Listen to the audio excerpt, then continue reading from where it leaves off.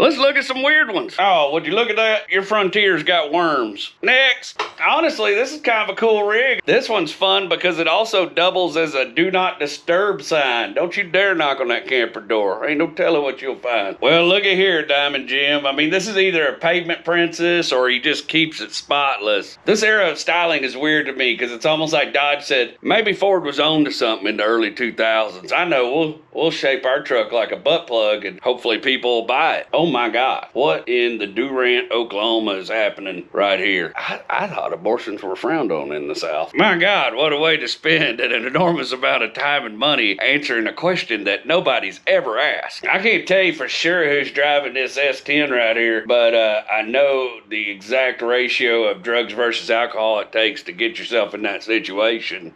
And I almost guarantee the inside of the cab of that truck smells like spoilt milk and Seneca cigarette. Oh, look. It's Joseph in his truck of many colors. You know, depending on what part of Kentucky he's in, his brothers might actually kill him for pieces of it. Next, it's like an operator's truck, right? He ain't new in the industry. He's already bought the jacked up Duramax on 38s. He got tired of those payments, and now he just wants nostalgia and a truck that he don't mind getting dirty. I love everything about this truck. It takes me back to a time when you had to be Stephen Hawking smart in order to figure out vacuum line routing. He's got the Gadsden flag on the front license plate, lots of stickers and opinions on the back windshield, and a Realtree dash cover. If that thing ain't got a bone collector steering wheel cover, I don't know nothing. I have to assume those are speakers on the front bumper there so he can play Jeepers Creepers or some other terrifying shit every time he drives through the neighborhood. Oh look, it's a Dodge. Just kidding. I had to do it. It will be fun to see how many of you rush to the comments to immediately tell me it's a Nissan. I'll give this one points because it's actually on a beach. These are usually the trucks I see running around 100 miles from the coast covered in Salt Life stickers. I have to assume the dude's single because he's got way too many fishing rods in the back of that truck for a man with responsibilities. Everybody thinks they want a Dentside Ford until it's in our driveway with a jack and a creeper permanently located under it while we ride our old crotch rocket back and forth to work trying to buy parts. Don't get me wrong, these Dentside Fords are beautiful styling, but this is also the era that inspired the acronym fucked over rebuilt Dodge. Let's see what we got today.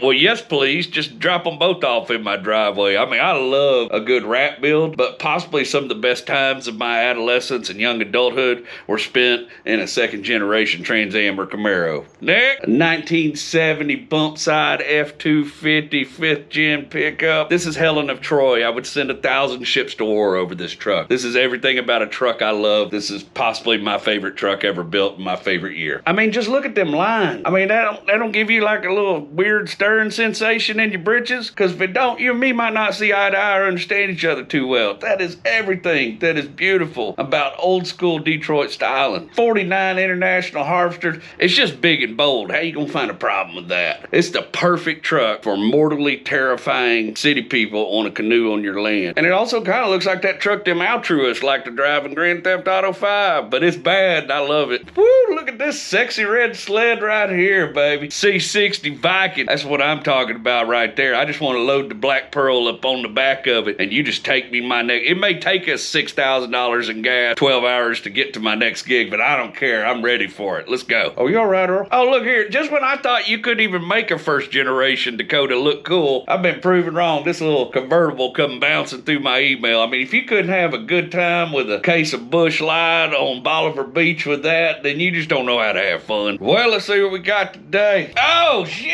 Marathon County, here we come, son. Save some women for the rest of us, Bubba. This is the brainchild of Centurion. It's part dually, part conversion fan, and all pussy wagon. Next, all the way from Australia, we got us, looks like a late 70s Series 3 Land Rover. We must be in Bogan country now. I tell you one thing, this old boy must be one hell of a wrench to keep this booger running. And I bet cash money there's a case of Carlton in the passenger seat. Oh, little old Typhoon. Man, I always thought these things were really cool.